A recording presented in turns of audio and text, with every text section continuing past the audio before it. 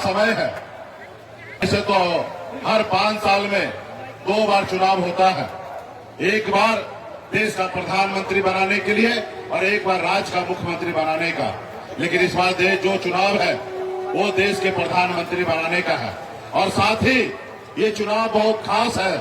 खास इसलिए है साथियों क्योंकि हमारे देश का संविधान जो है वो खतरे में है साथियों। देश के लोकतंत्र व्यवस्था जो है वो खतरे में है साथियों। ये देश आपका है साथियों। आपके पूर्वज ने पौने 200 साल अंग्रेज से लड़ाई लड़ा, तब जाके ये देश आजाद हुआ साथियों। इस देश में आजादी से पहले अंग्रेज का शासन हुआ करता था। लाखों की संख्या में आपके पूर्वज ने लड़ाई लड़ा, बलिदान दिया, शहीद हुआ, उसके बाद ये देश आजाद हुआ साथियों। इसलिए साथियों ये देश आपका है, हमारा है, किसी का जागीर नहीं है। आजादी के बाद बाबा साहब भीमराव अम्बेडकर ने हमें एक संविधान बना के दिए साथियों, हमें एक लोकतंत्र बना के दिए। उस संविधान में गरीब पिछड़ा दलित को सर उठा के जीने के लिए अधिकार दिया गया साथियों, अधिकार दिया गया।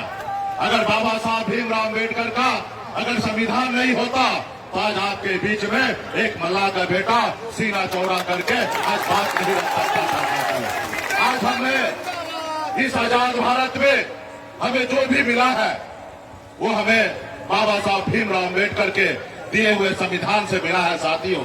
लेकिन ये मोदी जी जो है ये मानते नहीं है संविधान को। इसलिए साथियों जरूरी है इनको बदलने का।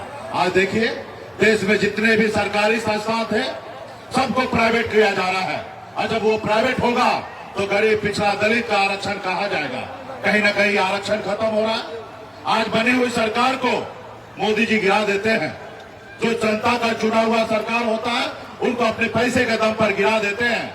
किसी का बनाया हुआ विधायक को खरीद लेते हैं, सांसद को खरीद लेते हैं। इसलिए साथियों ये लोकतंत्र कहाँ है? आज चुनाव आयोग को अपने जेब में रखे हैं, ईडी सीबीआई को अपने जेब में रखे हैं। तो इसलिए साथियों ये लोकतंत्र हमारा खतरे में है। तो इसलिए साथियों आपको हमको लड़ाई लड़ने की आवश्यकता है। जैसे हमारे पूर्वज ने लड़ाई लड़ा था वैसे हमको लड़ाई लड़ने की आवश्यकता है। आज बताइए एक गरीब मछुआरा परिवार में मैं जन्म लिया, ऐसे परिवार में जन्म लिया जहां एक रोज पिताजी मछली न मारे तो दूसरे रोज घर पे खाना नहीं बनता। इतने गरीब घर में हम जन्म लिए।